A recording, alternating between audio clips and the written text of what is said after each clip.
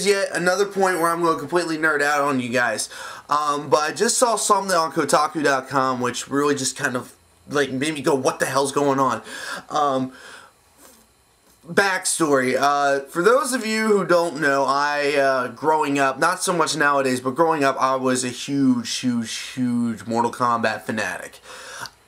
Especially during the time that Mortal Kombat 2 and 3 were out.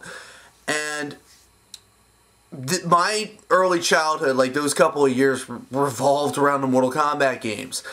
And, you know, nowadays people, you know, keep on looking back at the early 90s and we're like, you know, oh, you know, Street Fighter changed everything. And I keep on remembering back, and I'm like, well, actually, if I remember correctly, the nation was kind of engulfed in Mortal Kombat mania back then. I mean, every time I went to an arcade, especially here in Ocean City, there was always a line for Mortal Kombat, while there might have been like one or two people at Street Fighter 2 sometimes.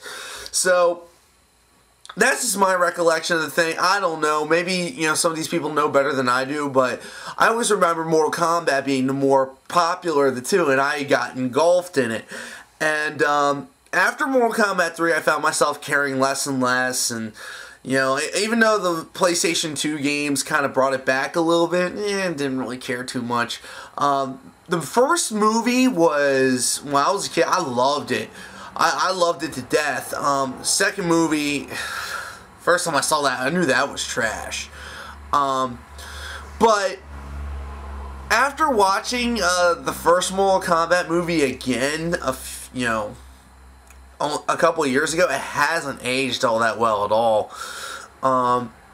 And now the Mortal Kombat franchise is in a bit of transition, because for those of you who don't know, Midway, the original makers of Mortal Kombat, are now defunct. They made a lot of really bad business decisions, like making a teen-rated Mortal Kombat game, and kind of went the way of the dodo. So they're not around anymore, and now Warner Brothers, who is the same label that puts out First Eye, weird connection there, very distant connection, because Warner Brothers is a big organization, but they now own the Mortal Kombat franchise, and series creator Ed Boon also still, you know, is involved with the franchise and now works at Warner Brothers. And people have been kind of wondering, you know, now that Mortal Kombat's not Midway anymore, what's going to happen to the franchise? Well, we might have gotten our first taste of that. Like I said, I went over to Kotaku.com, and the second I saw this, I spammed it on my Facebook, Tainted Reality's Facebook, which also means it went out on our Twitter and our MySpace. But what was there was this, I guess it's a trailer. Probably meant to be a viral video of some sort, and it's probably going to do a pretty good job of that. And it's very stylized, you know, very highly produced piece of, you know, it's almost a short film. It's almost a 7-minute short film that introduces a lot of the Mortal Kombat characters completely reimagined.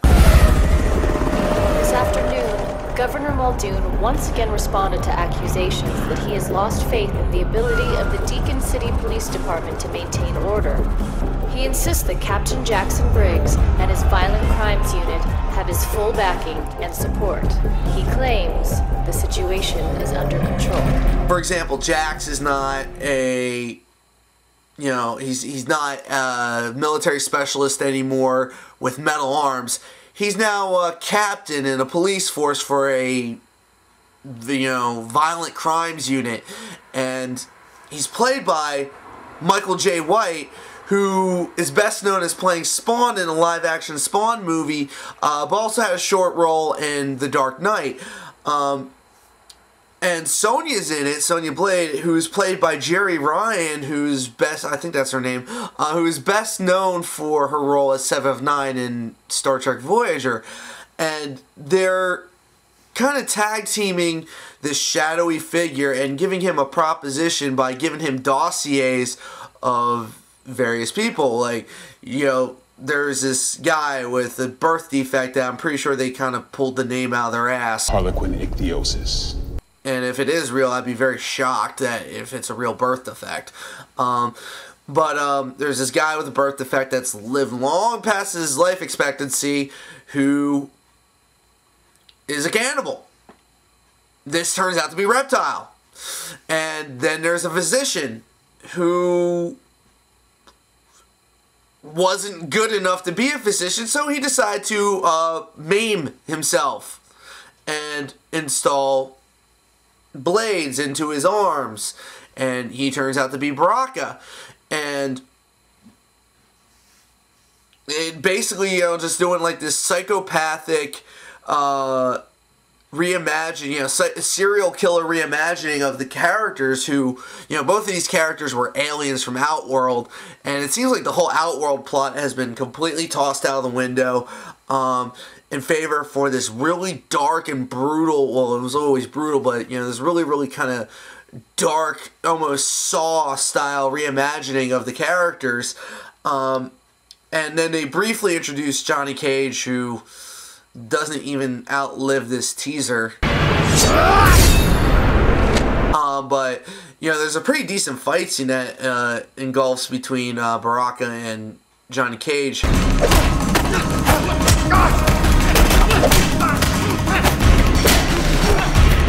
However, why Baraka just doesn't take out his blades from the very beginning of the fight and, fucking finish it right there is beyond me. And then, the big reveal is that this shadowy figure is Scorpion, who, for the most part, it seems like the Scorpion story is almost untouched. Japanese assassin after Sub-Zero. That's pretty much where it is. And they're giving him this proposal because apparently the city's in chaos, and there's one man that might be involved, and that's Shang Tsung. And basically Jax and Sonya are hiring Scorpion to kill everybody at the tournament and save the city from this grip of terror that they're in. And I'm kind of interested in what the fuck this is, because the thing is, I'm completely confused. Is it a game trailer like, Halo and Assassin's Creed 2 have been doing recently? Or is it a movie trailer, because they've also been talking about reviving the Mortal Kombat movie franchise? Either way, this is kind of a really dramatic reimagining of Mortal Kombat, the way that we knew it, and a very, we live in an age where everything gets rebooted. Hell, the Spider-Man franchise, the movie franchise, isn't even 10 years old, and that's getting rebooted, for God's sakes. Everything's getting rebooted nowadays. James Bond got rebooted. Friday the 13th. Nightmare on Elm Street. So many different franchises got to reboot this. These past 10 years, and now Mortal Kombat's getting it, and looks like they're almost like honoring the old mythos, but then completely flipping it on its head. So I'm actually really, really interested in what it is, and I can't wait to see what this is supposed to be. Whether it's good or not, I'm just interested in where they're going with it. It's interesting. Later.